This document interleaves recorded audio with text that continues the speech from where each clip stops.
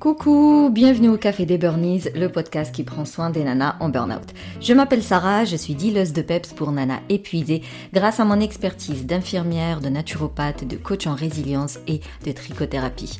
Alors ma mission est de t'aider à déculpabiliser, à sortir de ton isolement pour retrouver ta confiance en toi et reprendre goût à la vie. Du coup, chaque semaine, que ce soit en solo ou avec une nana inspirante, on parlera des valorisations, échecs, harcèlement, mal-être, mais aussi résilience, espoir, épanouissement, reconversion et bien sûr, trichothérapie. Alors si tu ne sais pas par où commencer pour sortir de ton épuisement, eh bien je t'encourage à t'inscrire aux 5 jours de conseils, 5 jours de coaching offerts pour profiter de 7 podcasts privés avec des exercices à la fin de chaque podcast pour passer directement à la pratique et bien sûr d'une communauté pour échanger et s'entraider via le canal Telegram privé. Tu trouveras le lien dans le descriptif. Maintenant, détends les épaules, cohérence cardiaque et profite pleinement de cet épisode.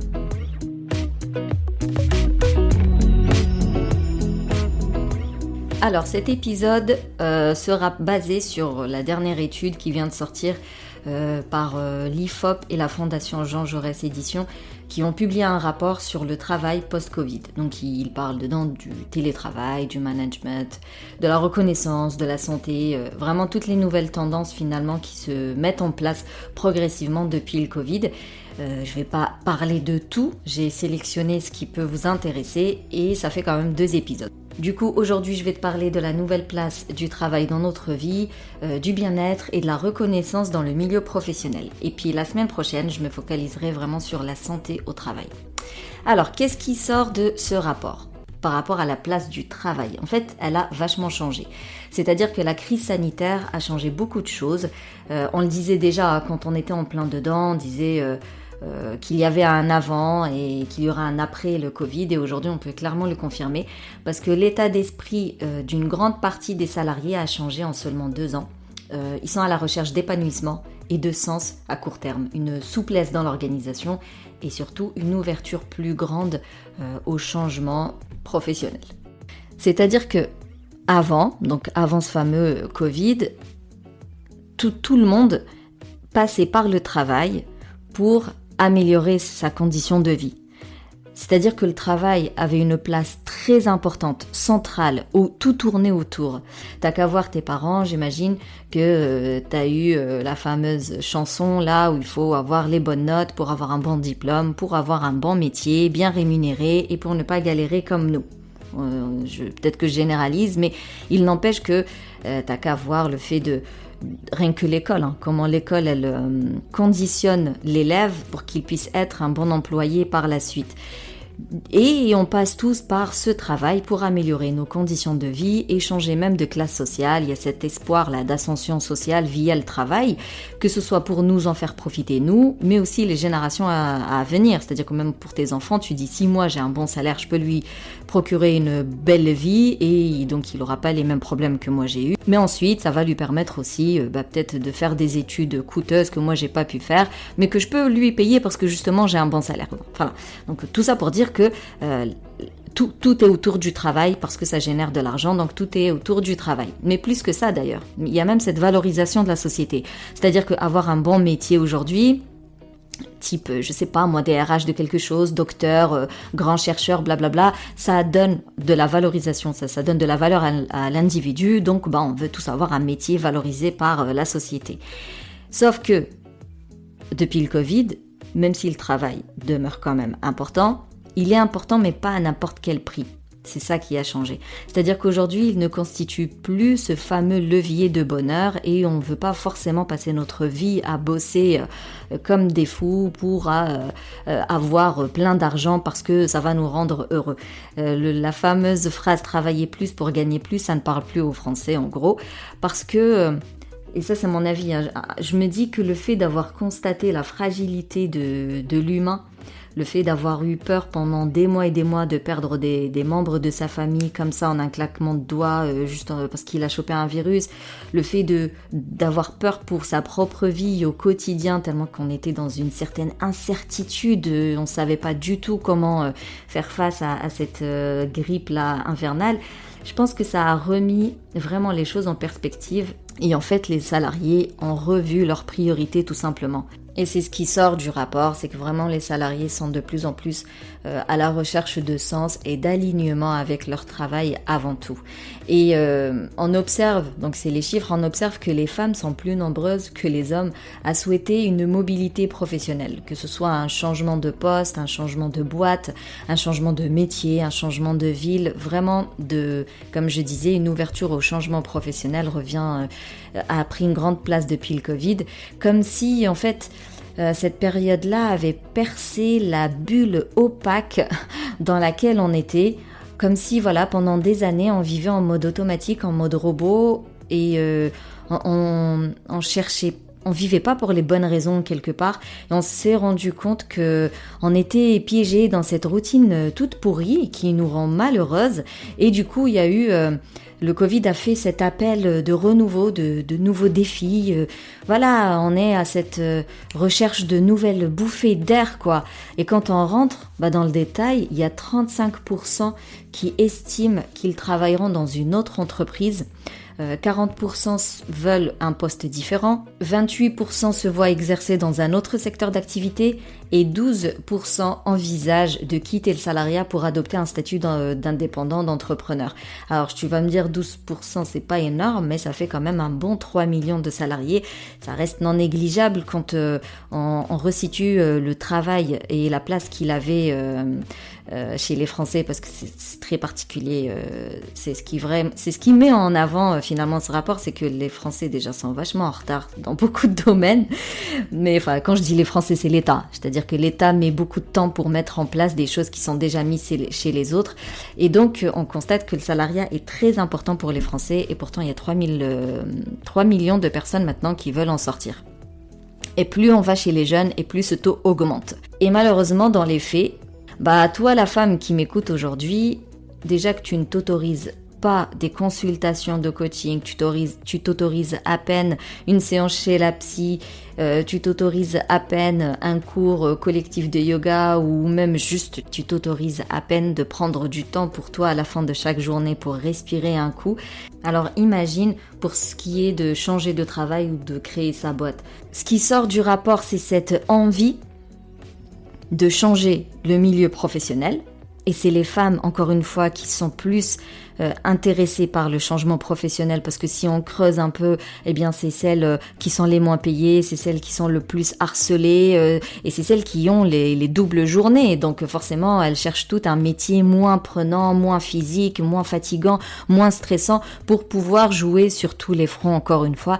Et en fait, c'est un peu le mauvais angle d'attaque. Elles veulent toutes changer de métier, pensant que c'est ça qui les pousse au burn-out. Alors, première parenthèse, oui, le travail en lui-même peut pousser au burn-out. Les personnes qui sont au boulot avec toi peuvent te pousser au burn-out, il n'y a aucun problème là-dessus. Je ne vais jamais remettre en question ça. Bien évidemment qu'il y a un burn-out professionnel lié à la surcharge de boulot, lié à la mise au placard, lié au harcèlement sexuel, physique, moral, tout ce que tu veux. Bien évidemment que le travail est une des causes de ton burn-out. Mais sincèrement, juste changer de métier, c'est pas ça qui va te sauver la vie. Je reste persuadée que c'est la raison pour laquelle c'est les femmes qui sont plus intéressées par ce changement professionnel. Parce que la crise du Covid, là, a fait augmenter le burn-out chez la femme, étant donné qu'elle a toujours cette double journée. Et qu'en plus, au boulot, elle est plus lésée que son collègue homme. On vient de passer le 8 mars et c'est pour ça qu'il y a toujours ce 8 mars qui existe pour nous rappeler qu'on en est très très loin des égalités hommes-femmes dans le milieu professionnel et dans la vie de tous les jours, dans la société et de la conception de la société. Donc, on remarque qu'il y a plus de femmes qui veulent changer de travail. Et je reste persuadée que c'est pour avoir un meilleur équilibre vie pro, vie perso, pour sortir de cette fatigue et stress chronique, quoi. Sauf que, mesdames, ce n'est pas le changement de milieu professionnel ou ce n'est pas le changement de travail qui va vous changer la vie. Ça fait partie des choses peut-être à mettre en place, mais ce n'est pas ça, la base en fait. Ce qu'il faut commencer, c'est de travailler sur vous pour changer votre façon de réagir à certaines situations stressantes ou pour changer votre perception du travail. En fait, il faut changer vos idées là, ce que vous vous imposez, ce que vous pensez être votre responsabilité à 100%. C'est vraiment vous-même qu'il faut changer. Et en fait, quand tu fais ce travail de fond, tu te rends compte que finalement, t'as pas envie de changer ton travail parce que finalement, aujourd'hui, tu connais tes limites, tu les respectes, tu laisses plus les autres te piétiner, tu t'imposes, t'as une bonne estime de toi, donc ça se passe bien. Et pour d'autres, malgré tout, elles veulent quand même changer de travail. Donc, c'est pour ça que je vous dis, c'est une des choses à mettre en place, le changement professionnel, mais quand il est hostile, on se met en arrêt maladie, ok ? On va voir son médecin et on se dit, moi je suis harcelée au boulot, j'y arrive plus, là, donc il te met en arrêt maladie, tu travailles sur toi, et quand tu as bien guéri tout ce qu'il faut guérir, tu as bien réparé tout ce qu'il faut réparer, tu as bien changé tout ce qu'il faut changer, là, avec plus de lucidité, d'objectivité, ouais, tu auras plus de visibilité sur ce que tu as envie de faire. Est-ce que tu veux changer de boulot, oui ou non? Si c'est le cas, c'est très bien. Si c'est pas le cas, c'est très bien aussi. C'est pour ça que j'insiste là-dessus. Travailler l'estime de soi n'est pas qu'une question de bien-être. Être aligné avec ses valeurs, c'est pas du flan. C'est le meilleur moyen pour toi de prendre les bonnes décisions pour toi, pour les autres, sans culpabilité, sans appréhension. Et genre, même si ça foire, sans remords, quoi. Donc l'estime de soi, la confiance en soi, la bonne perception de soi et l'amour de soi sont toutes des composantes qui vont te permettre de t'imposer, de respecter tes limites et de te détacher du regard de l'autre. Parce que le fait que le Covid ait percé cette bulle, c'est très bien. Ça permet la prise de conscience, c'est super, tout commence par là. Mais sans l'estime de soi, tu auras toujours du mal à imposer tes limites, en tout cas à les faire respecter. Tu auras toujours du mal à prendre des décisions qui sont alignées avec toi et qui sont dans ton intérêt. Tu auras toujours du mal à dire les choses, à mettre les points sur les i, parce que tu auras toujours peur de déplaire, d'être mal vu ou d'avoir des problèmes ou de ne pas être apprécié ou d'être rejeté du groupe. Bref, tu pourras pas être réellement authentique et bénéfique pour ta personne.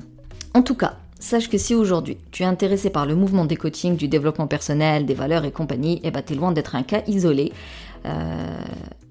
Et c'est encore moins une histoire de tendance qui va passer avec le temps, c'est un réel bouleversement qui fait que l'humain a pris conscience de ce qui est réellement important pour lui, à savoir faire les choses par sens, utilité et non par automatisme. Le truc, c'est qu'on nous a jamais appris à nous connaître. On nous a jamais appris à avoir des opinions et à les défendre. Tu passes toujours pour une rebelle, pour une marginale, si t'es un tout petit chouïa militante pour tes droits. Mais on nous a éduqués à nous conformer à un certain standard qui est utile encore une fois pour la société, pour qu'elle roule, mais pour qu'elle roule au profit des autres, pas pour toi. Du coup, j'ai envie d'ouvrir une autre parenthèse, mais attention, faut vraiment là rester super concentré parce que je risque de vous perdre. Je discutais avec un pote qui se met à planter des légumes dans son jardin. Pour être exact, c'est un peu un survivaliste. Il a déménagé dans une région où il y a beaucoup d'eau exprès pour. Il est parti au bout du monde, comme ça lui a permis d'avoir un grand terrain où, voilà, en gros, il fait son maximum pour être autosuffisant, pour ne plus dépendre donc de l'État, de son électricité, de son gaz, de son marché, tout ça. Parce que, tu dois le savoir, tout a augmenté ces derniers temps, absolument, la vie est devenue chère et elle va devenir de plus en plus chère en France. Donc, on se disait que, en toute objectivité, la France va vivre une période de vache maigre. Et du coup, quand le taux de pauvreté va augmenter, il va y avoir une sorte de saturation au niveau des aides sociales, de la CAF et compagnie. Et ça, c'est parce que l'État ne va pas faire le nécessaire pour aider les Français, pour être honnête. Je vais me faire censurer mon podcast, moi. Et donc, une fois de plus, qu'est-ce qui va se passer? On va se retourner les uns contre les autres. Et du coup, les médias, ils vont encore taper sur tout ce qui est immigration, tout ce qui est musulman, vraiment sur des faux problèmes au final pour te faire oublier que en réalité la misère elle augmente pour tout le monde et que il y a vraiment des pauvres qui vont avoir de plus en plus de mal à manger et à se nourrir, et donc il y aura beaucoup de souffrance, vraiment ça, il peut y avoir beaucoup de violence et donc des dommages collatéraux. Et il y aura cette fameuse sélection naturelle qui va venir faire le tri. Un peu comme le Covid malheureusement, sauf que Le Covid, lui, il attaquait les plus vulnérables, les plus faibles physiquement parlant, donc c'était les personnes âgées, les personnes déjà malades, tout ça. Et donc on se disait que finalement, contrairement au Covid, la prochaine sélection naturelle va plutôt attaquer les plus inconscients, les plus consommateurs, les plus ignorants, ceux et celles qui végètent devant la télé-réalité, les vidéos bidons sur TikTok, mais qui sont pas du tout politisés, informés et qui se laissent finalement, qui sont faciles à manipuler par les médias. Alors tu vas me dire, Sarah, s'il te plaît, pourquoi tu me fais ça? Pourquoi tu me parles de ça?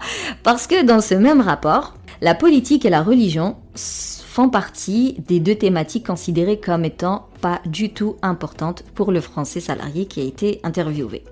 Je ne vais pas parler de religion, bien évidemment. Par contre, la politique, je suis obligée de vous en parler. C'est la moindre des choses que d'être politisé. C'est la moindre des choses que de comprendre qu'est-ce qui se passe, comment ça se passe et par qui ça se passe. Parce que, encore une fois, le savoir est une arme, mesdames. Qu'importe le domaine, le savoir est une arme. Et c'est le meilleur moyen pour eux de te manipuler lorsque tu ne sais pas et lorsque tu ne t'intéresses pas. Et je vais aller même beaucoup plus loin. Absolument tout ce que tu fais au quotidien, c'est politique, c'est juste que tu ne le sais pas. La manière dont tu consommes, la manière dont tu manges, que tu achètes tes habits, les choses que tu achètes et les choses que tu n'achètes pas, c'est forcément politique. Les idées que tu as en dehors de la pluie et du beau temps, c'est forcément politique. Le burn-out est ultra politique et pour ça, je te renvoie vers les 2 reels que j'ai fait sur Insta, que tu peux trouver un peu partout, où j'explique le rapport entre le burn-out et les inégalités hommes-femmes. Faire des crédits de consommation, mais se dire « Ah, c'est trop cher pour aller chez la psy. Ah, c'est trop cher pour aller chez la coach. Ah, mais je peux pas donner cet argent-là pour juste être coaché. » Tout ça, c'est politique. Parce qu'à la télé, on te pousse à aller acheter un parfum, des vêtements, à partir en vacances, que à prendre soin de ta santé physique et mentale. Ça, c'est un résultat flagrant que la télé, les réseaux sociaux font du très bon travail politique. Donc voilà, c'était la 2e parenthèse et j'espère que tu es toujours avec moi. Donc mesdames, faites la paix avec ce mot et surtout sortez de la végétation et soyez plus conscientes de ce qui se passe autour de vous et renseignez-vous, vraiment ne laissez plus de la place au futile et de l'inutile parce que ça ne vous aidera à aucun moment de toute façon de votre vie et vu le contexte, mieux vaut être préparé, c'est toujours mieux que d'attendre et de voir comment faire une fois les choses, une fois au pied du mur. Voilà, cherchez l'expression. Donc, le 2e point qui a été abordé dans le rapport, c'est l'envie de bien-être au travail. Du coup, si on se dépassionne un peu par son travail, c'est parce que le Covid a mis cette envie de bien-être au quotidien au premier plan et il ne s'agit plus tant de se réaliser par le travail, mais plutôt de s'y sentir bien. Par contre, le bien-être ici, il est assimilé à une envie de confort, de sérénité. On est très loin de la passion, on est très loin d'aimer, le fait d'aimer son travail, d'être épanoui dans son travail, c'est un peu encore considéré, les métiers sont encore considérés comme des métiers alimentaires en gros, et tout ce qui est bonheur, réalisation de soi, ça c'est un truc utopique que tu trouves que dans les films, et visiblement le français il n'a pas conscience qu'il peut le vivre pour de vrai. Et là pour le coup j'ai un exemple quand je te disais tout à l'heure que le rapport met en évidence le retard de la France, c'est que genre aujourd'hui, le rapport dit que le bien-être est passé au premier plan, mais il est passé au premier plan avec 35% seulement. On est très très loin de la quasi-majorité. Alors que chez les Allemands et les Britanniques, on est plutôt sur du 80-73% à estimer que le bien-être est un enjeu prioritaire pour leur employeur. Donc toi qui m'écoutes, tu fais partie de la crème quoi. Tu fais partie de celles qui ont pris conscience. Franchement, 35%, c'est pas énorme. Donc malheureusement, encore beaucoup de femmes subissent un travail alimentaire, se donnent à fond dans un métier qui ne les épanouit pas. Elles se lèvent tous les matins avec cette boule au ventre, avec cette envie de rester sous la couette. Et c'est pour ça que j'arrête pas de vous dire et de vous encourager à partager ce podcast tout partout autour de vous. Ça permettra toujours d'ouvrir quelques yeux des nôtres et donc de rendre certaines d'entre nous plus actrices de leur vie et de ne plus subir comme ça leur quotidien. Du coup, s'il vous plaît, partagez ce podcast. On ne sait jamais le bien qu'il peut faire. Il y a une autre attente prioritaire qui sort de l'étude, c'est cette envie de sens. Donc cette envie d'avoir un travail qui a une certaine utilité. Mais c'est que 12%. Ceci dit, par rapport à d'habitude, c'est un grand pas visiblement. Donc ce sentiment d'exercer un travail utile pour soi, mais aussi pour les autres, voire même pour l'ensemble de la société, l'ensemble de l'humanité, de l'environnement. Cette recherche de sens ressort en particulier chez les cadres. Et donc là, imagine un petit peu l'entreprise en 3 parties. T'as le big boss, le cadre, l'employé. Et en gros, on demande toujours au cadre de harceler l'employé pour qu'il soit plus efficace et moins coûteux, ainsi pour générer plus de fric en gros au big boss. Je caricature un peu, mais voilà, l'idée est là. Donc toute la team RH, compta, manager, c'est des profils plus pour le brown out. Tu sais, ce surmenage qui vient suite à des activités qui ne sont pas utiles pour les bonnes personnes, ce mal-être qui est lié à un travail contraire à leurs valeurs. Des fois, il y en a qui travaillent dans des entreprises qui sont contraires à leurs valeurs. Et du coup, on comprend pourquoi les 2 critères qui sortent de cette étude, celles qui sont susceptibles de favoriser le bien-être au travail, c'est avoir un bon équilibre entre sa vie professionnelle et sa vie personnelle, 38%, et avoir le sentiment de faire un travail utile, 22%. Mais on revient toujours à cette question, est-ce que tu connais tes valeurs ? Est-ce que tu connais les croyances limitantes qui t'empêchent de concrétiser ce bien-être et cet alignement au travail ? Est-ce que tu changes ta façon de penser, ta façon d'être, ta façon de faire pour arriver à ce bien-être et à cet alignement au travail ? Et je terminerai par ce 3e point, à savoir la reconnaissance au travail. Donc normalement, la reconnaissance du boulot peut être observée par des trucs assez concrets, rien d'extraordinaire, genre comme des retours réguliers sur le travail effectué, comme le fait de valoriser une action, célébrer même les réussites les plus mini-rikiki, juste le fait de dire à quelqu'un ok, t'as bien fait, bon boulot, mais pas forcément que pour les grands bons boulots, même pour les tout petits bons boulots. Et de reconnaître le travail fait par une personne, d'aussi revoir la notion de l'erreur, c'est-à-dire ne plus être en panique parce que t'as fait une erreur. C'est aussi une sorte de reconnaissance au travail que de comprendre que l'erreur fait partie de l'apprentissage et qu'on a le droit à l'erreur aussi. Enfin bref, malheureusement la France elle est très très très loin par rapport à ça. Encore une fois par rapport aux pays européens. Ceci dit, depuis le Covid, plusieurs enquêtes ont montré que les managers, au-delà de leur formation hiérarchique, voilà le travail qu'ils font d'habitude, ils ont ajouté une petite une petite flèche à leur arc, dont ils sont devenus un peu psychologues au quotidien. Ça s'est traduit par de l'écoute, par du soutien individualisé, de l'attention au moral des membres de l'équipe. Le manager a pris donc une place plutôt au centre de l'équipe que au-dessus de son équipe. Ne me tapez pas, ok ? S'il vous plaît, ne me tapez pas, c'est une étude. Et ça reste une majorité, comme je vous dis, genre tout à l'heure, on était à une majorité de 12%, une majorité de 35%, c'est pas énorme, donc, mais ça reste quand même une majorité. Et pas du tout une science exacte, quoi. Donc ça ne remet pas en cause ton ressenti, ton vécu avec ton manager, toi.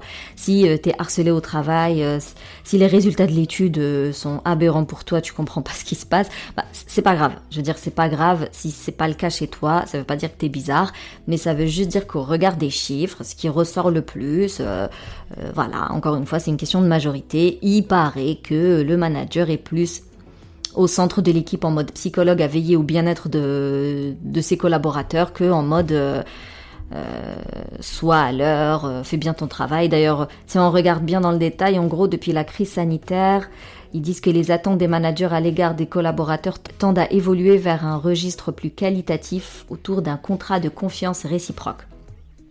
Genre, il y a 45% qui souhaitent que leurs collaborateurs prennent plus d'autonomie, il y a 45 qui souhaitent qu'il y ait plus de communication de façon régulière, 43% qui sont pour le fait de faire confiance et de déléguer, alors que ce qui était avant important, en gros, donc là les chiffres, les 3 que je viens de citer, c'est ce qui est passé au premier plan, alors que avant, le manager se concentrait surtout sur le respect des horaires, sur le fait de valider les étapes du travail et sur le fait d'être présent au boulot. Donc ces 3 points sont passés en minorité. Donc les managers sont plutôt là pour la collaboration, le truc qui devient un peu plus horizontal quoi, et démocratique j'ai envie de dire. En tout cas c'est ce qui ressort encore une fois des chiffres. Si c'est pas le cas dans ton entreprise, prends pas compte quoi de ce qui se raconte. Mais dis-toi que c'est des choses qui se font, donc peut-être qu'il faut un peu plus de temps pour que ça arrive chez toi, mais c'est les nouvelles tendances, comme j'ai dit au début de l'épisode. Ce rapport met en évidence les nouvelles tendances.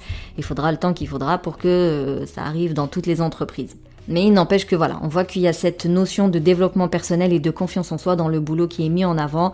Et finalement, il se met aussi dans cette position de renforcer la reconnaissance du travail des collaborateurs, vu que ça vient pas encore de l'employeur, donc ça retombe un petit peu sur le manager. Mais du coup, attention.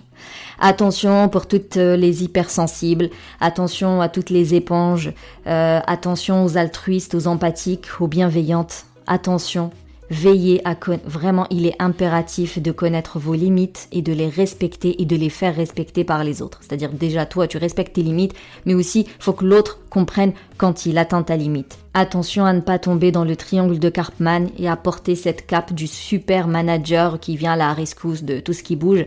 Attention à ne pas vous surimpliquer émotionnellement.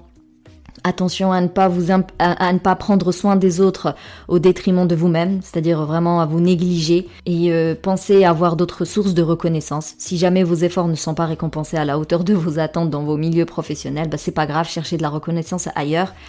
Et moi je dis souvent, la meilleure reconnaissance qu'on puisse avoir, c'est quand même celle de soi-même. Comme ça, t'es pas trop dépendante de la reconnaissance des autres. C'est vraiment très bien le fait que ça ait changé comme ça et que le manager il soit plus conscient et plus sensible au bien-être de ses collaborateurs, mais faut pas que ça te porte préjudice. Ce rapport est encourageant, mais c'est parce que voilà, la France elle vient de loin quand même niveau mentalité au travail, mais voilà, ça reste quand même encourageant, ça veut dire que ça se met en mouvement, il y a des choses qui se mettent en place, tout ça. Sauf que moi j'y vois quand même pas mal de pièges pour les personnes non averties. Encore une fois, les personnes non averties, je trouve que ça les pousse du coup à tomber plus facilement dans le burn-out. Et c'est pour ça que tout à l'heure, j'ai parlé de politique en insistant que tout est politique. Donc, sois consciente de ce qui tourne autour de toi, renseigne-toi, remplace le futile par l'utile, prends les devants, fais ce travail de fond sur toi-même. Pour revenir un peu à mon pote de tout à l'heure, on avait terminé la conversation parce que je vais te dire maintenant, c'est que même en tant que militante dans l'âme, aujourd'hui j'ai compris qu'avant de vouloir changer le monde, il fallait d'abord se changer soi-même, se rééduquer pour se protéger, pour se préserver avant tout. Donc mets-toi en priorité, fais-toi accompagner au moment où tu en prends conscience. T'as pas besoin de 15 000 autres signes pour prendre soin de toi et pour faire appel à un professionnel. Donc prends le temps de te réparer. Prends le temps de te blinder, de mieux te connaître, prends le temps de te protéger, de te préserver, de te ressourcer au quotidien pour pouvoir prendre soin des autres en évitant toute rechute en fait. C'est ça.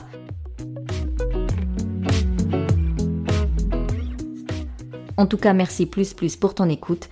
Si tu veux soutenir le Café des Burnies, tu peux me laisser un avis, me mettre 5 étoiles sur la plateforme d'Apple Podcast. Tu peux partager aussi le podcast tout partout autour de toi. Et si tu veux échanger sur cet épisode, eh bien je te donne rendez-vous sur... Et si tu veux échanger avec moi, eh bien je te donne rendez-vous sur Instagram ou alors via le canal Telegram pour éviter les réseaux sociaux. Sinon, je te dis à la semaine prochaine pour un nouvel épisode et d'ici là, booste ton feeling good.